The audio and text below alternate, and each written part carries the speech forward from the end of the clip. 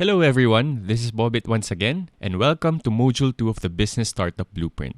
Congratulations again for being here and for committing the time to learn about how to start your own business. In Module 1, we talked about how you can win even before starting. You learned the 3 things you need to have before starting your business. These 3 things will drastically increase your chances of business success, so make sure you've gone through Module 1 to know what they are. Here in Module 2, generating the best business ideas will help you, as the title of the module suggests, generate the best business ideas for yourself. All in all, you will learn number 1, what your number 1 job is as an entrepreneur. Number 2, how various businesses have succeeded because they do the number 1 job well. Number 3, how various businesses have failed because they did the number 1 job poorly. Number 4, the 3 major sources of business ideas.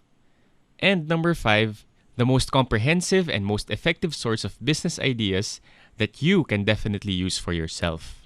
Okay, so simulan na natin. Let's answer the first item. What is your one job as an entrepreneur? It's not to be a smooth-talking badass who can wow anyone anytime. It's not to be a courageous, risk-loving hero as movies would like you to believe. And it's not to be the boss who is well-loved by his employees. Well, you can do all those as an entrepreneur. But your first and number 1 job is to be a problem solver. You must be able to solve your customers' problems. It's as simple as that. Customers will not flock to you if you don't solve their problems. Hindi nila ibibigay ang pera nila sa'yo kung hindi mo naiibsan ang problema nila. At sa totoo lang, dapat lang naman. Kasi pinaghihirapan nilang kumita ng pera eh. Mahirap kumita ng pera, di ba? Hindi natin papakawalan ng pera ng basta-basta lang.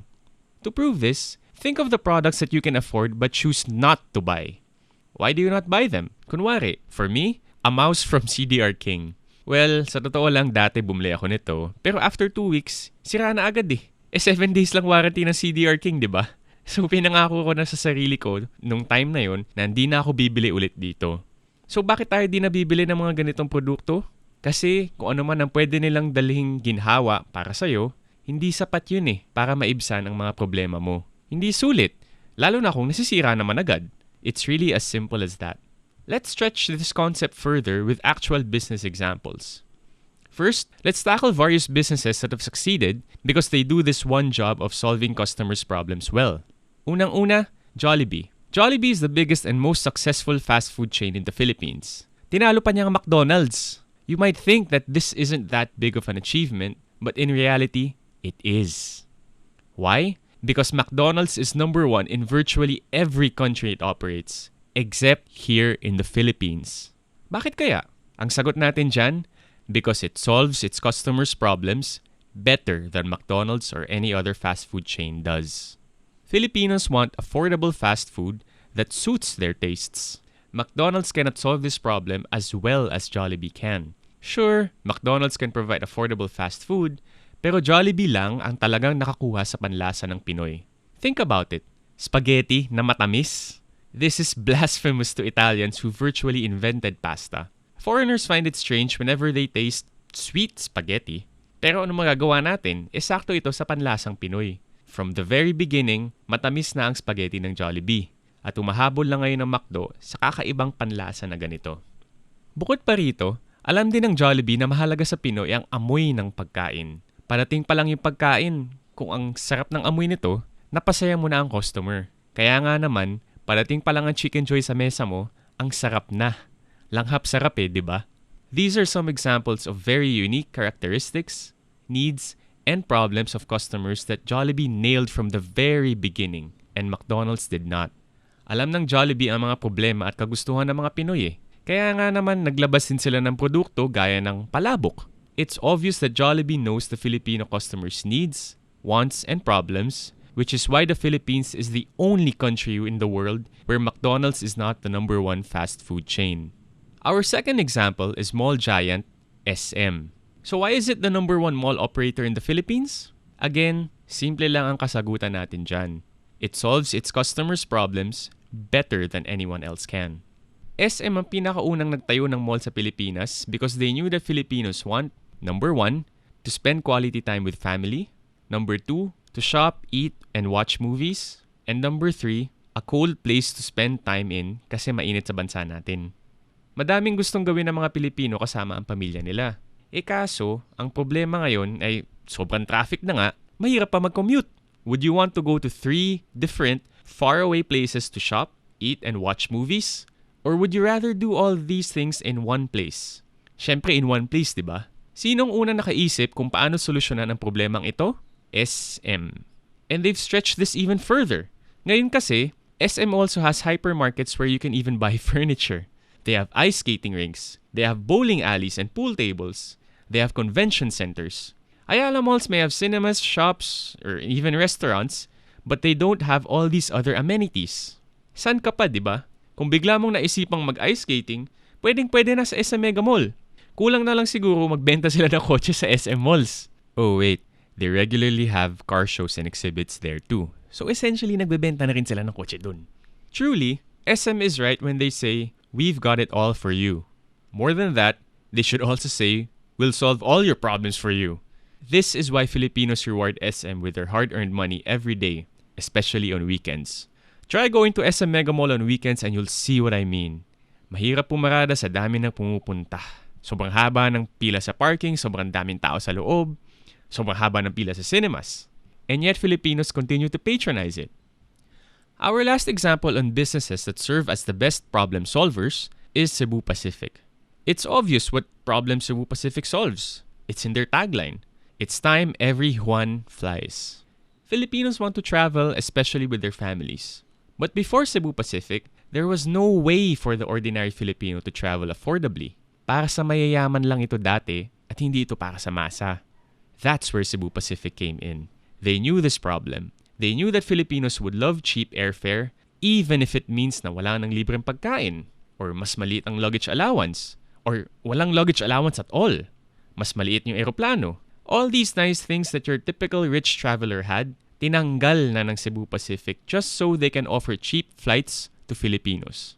And true enough, they were spot on. Bumenta ang Cebu Pacific flights kahit mas maliit ang eroplano, kahit mas maliit ang luggage allowance, at kahit walang libreng pagkain. Mas matimbang ang problema ng makatravel ng mura kaysa sa libreng amenities. As a result, Cebu Pacific quickly became the #1 airline in the country, dislodging Philippine Airlines. How did they do it? Simply by solving their customers' problems better than anyone did. Alright, having shown you some businesses that have flourished because they solved their customers' problems effectively, let's now look at examples of some businesses that have floundered for the opposite reason. Businesses that failed because they no longer did their #1 job as an entrepreneur. Unang-una, believe it or not, there existed ice harvester and ice transporter businesses in the past. You see, back in the day, wala namang mga refrigerator or freezer ang mga tao Everyone relied on ice being harvested in very cold locations all over the world. Businesses in this industry would harvest ice and transport them to various houses so people could have ice for themselves. At that point in time, yes, ice harvesters and ice transporters were solving people's needs to have cold and refreshing drinks. But obviously, times have changed. Though people still need to have their problems of having cold and refreshing drinks at home solved, the way these problems can be solved has changed over time. Because of technological advances, refrigerators and freezers were invented.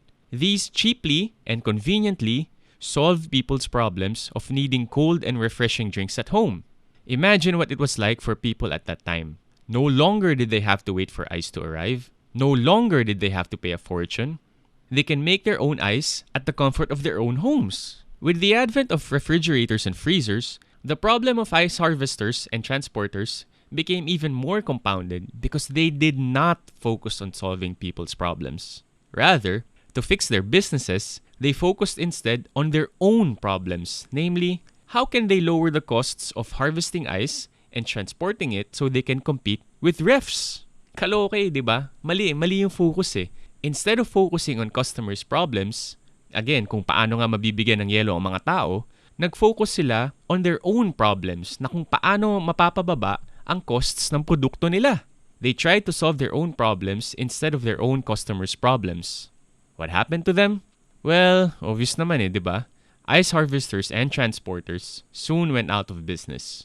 Conversely, refrigerators have served as mainstays in people's homes even till today. After this, Here's another example for you of a business that failed to solve people's problems.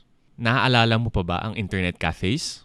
Around 10 years ago, ang daming internet cafes. Parang sa bawat kanto at street, meron ito. Kung gusto mo maglaro, mag-surf ng net, gumawa ng project o magpa-print, sa internet cafe ang bagsak mo. Sa sobrang dami, hindi ka mahihirapan na sa customer kasi magkakatabi lang sila and you can easily compare prices. Kung gusto mo dun sa mura pumunta, madali lang. Bakit sikat ang internet cafes dati? What problem were they effectively solving for customers? Dati kasi, fast internet access via DSL connection was very expensive. It cost several thousands of pesos per month. Yung mayayaman lang ang may DSL 10 years ago. Moreover, meron pa ang internet cards for 56K connections, di ba? Ito'y para makabili ka ng tingin-tinging internet access kasi nga mahal ito dati. Also, in the past, you needed to have computers at home to access the net. Mas mahal pa ang computers dati kaysa ngayon eh. Plus, wala pang mga cellphone noon na pwedeng makasurf ng net. This is where internet shops came in. If you can't afford the monthly DSL fees or a computer, you go to an internet shop and pay for every 30 minutes or every hour that you surf the net. Ayos, di ba? While they were able to solve customers' problems, they had good business. So bakit marami ng internet shop ang nagsara na? Ano ba ang nangyari after a few years? Two things. First, the costs of surfing the net went down. These days, 999 pesos lang or even less, you already have virtually unlimited access to the internet. So kung surfing ang habol mo, bakit ka pa pupunta sa internet shop kung may affordable unlimited internet access ka na? Second, affordable mobile devices with the capability to surf the internet came into play. For just 2,000 pesos, pwede ka nang magkaroon ng device na pang-surf ng internet. Hindi mo na kailangan bumili ng 20,000 peso laptop. So, nagmura na ang internet, nagmura pa ang pang-surf sa internet. Internet shops weren't the most effective way to solve customers' internet connectivity problems anymore. And as we've seen, when this happens, business goes down. Our last example of businesses who were no longer the most effective at solving customers' problems is the distribution of encyclopedias. Do you even know what encyclopedias are? Have you ever seen or touched one? I wouldn't be surprised if you, as a young listener, haven't used encyclopedias in your life. Well, I have. I guess that just means na hindi na ako bagets. Pero at that time, encyclopedias used to be the treasure trove of proven knowledge. Think of it as a dictionary for any form of knowledge and information. Whenever you needed to research on something, you look it up in encyclopedias. You can buy them at malls and shops. Aside from this, there were also traveling encyclopedia salesmen. They'd knock on your door and literally sell you a volume of encyclopedias made up of 12 books. Lakas nila magbuhat no? We had these back then. Every few years or so, kakailanganin pang bumili ng bagong volume kasi nga naman, na-update naman ang knowledge at information sa mundo. 1 year, we'd buy a volume made up of 10 books. After a few years, bibili kami ng bagong volume, this time made up of 12 books. They were bulky and expensive, but kailangan ito sa school for research. Back then, they were the most effective at solving people's problems related to the need for knowledge, information, and research. Lalo na dito sa Pilipinas dahil hindi naman uso sa atin ang public libraries. Of course, as you know, wala nang physical encyclopedias na binebenta. Their popularity has significantly waned. So what happened? As we shared earlier, access to the internet became cheaper.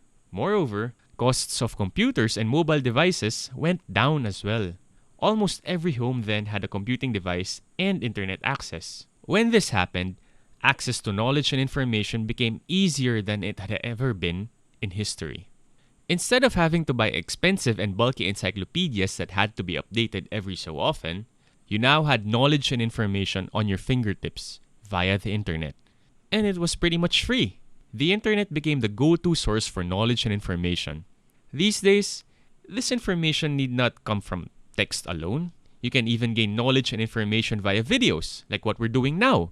You can get audio. You can interact with people. You can ask them questions. Whether the information came from your tito on Facebook or from an expert on the other side of the world, knowledge and information became as easy as using your cell phone. Back then, encyclopedias were the most effective at solving people's needs for knowledge and information. But not anymore.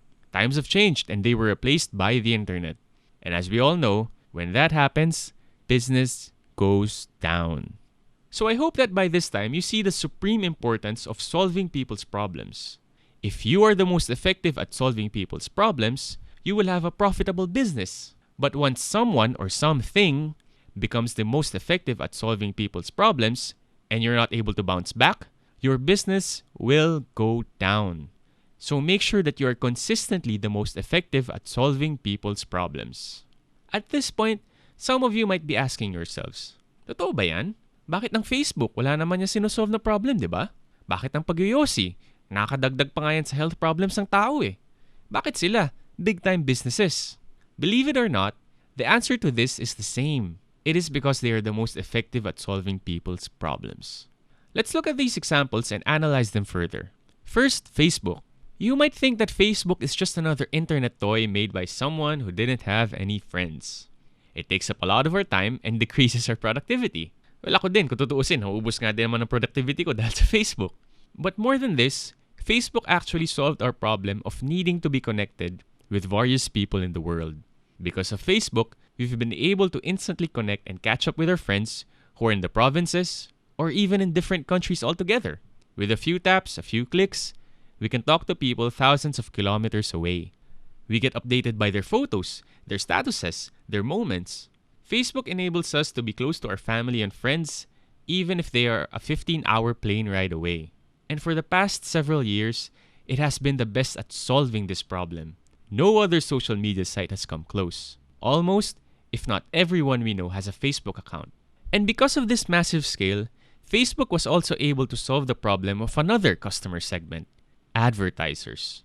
You see, a company's advertisers are always looking for ways to reach out and engage their customers. Kaya madalas, nasa TV at radyo ang advertisers. E nasan ba ang karamihan ng mga tao ngayon? Nasa Facebook.